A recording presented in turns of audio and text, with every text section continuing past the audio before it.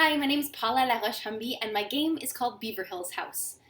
Beaver Hills House is a game about the Canadian fur trade. It explores the logistics of the trade within a fort, the relationship between Indigenous trappers and European traders, and the depletion of natural resources that came about because of the fur trade. I'm a teacher and I teach this subject in my grade 4 classroom, and it's taught across Canada in a variety of different grades. And I really think that this game would provide an experiential and fun way for the students to learn about the fur trade, and would be a great jumping off point for teachers who don't know how to start teaching the fur trade.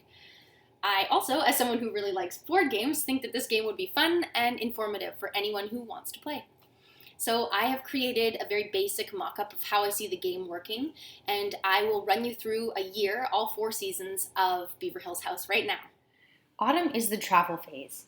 Everyone will start at the fort and take turns traveling out to various trapping locations across the board. For example, I'm going to travel out here to this little bag to set up camp. For every tile that I've traveled across, I need to pay 1 food to feed my people. So I'm going to pay 4 food in order to travel, and then everyone else will take their turn traveling across the board. If I am the first person to arrive in a new trapping location, I will set down a territory token.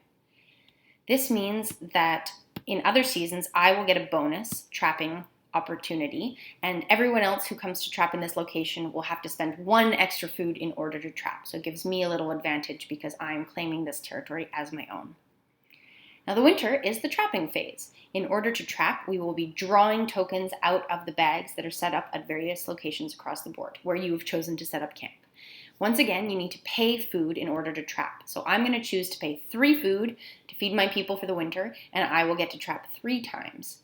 So I will draw 3 tokens from the bag, and I have drawn a large beaver, an otter, and an empty trap. 1 missed opportunity. But for every successful trap attempt, I get 2 food to feed my people. So I'm going to collect my 4 food, and then I'm going to travel back to the fort in order to trade in the spring.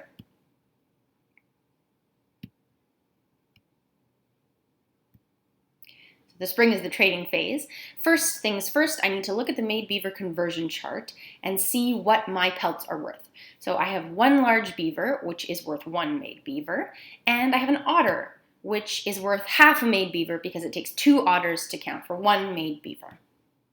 Then I can take my pelts over to the trading store and trade for a variety of goods. The goods are worth points at the end of the game, and they give a variety of bonuses that you can use throughout the rest of the game. So I am going to decide to spend my large beaver pelt for some glass beads. That'll give me some points, and maybe I'll add them with the needle later on in the game. And I'm going to choose to save my otter for next season. You can always hang on to furs. You don't have to trade them at the trading store. Everyone will take a turn trading, and then it is summer, which is the restock phase. So all the furs will get carried off on York boats, and the York boat will return with new supplies to replenish the trading store. Every player must pay their people 2 food for the summer. If you cannot feed your people, you are able to receive some food from the fort. You will incur debt. Debt is worth -2 points at the end of the game, and you are able to pay it back, but it costs 4 food in order to pay back your debt. So there is definitely some inflation.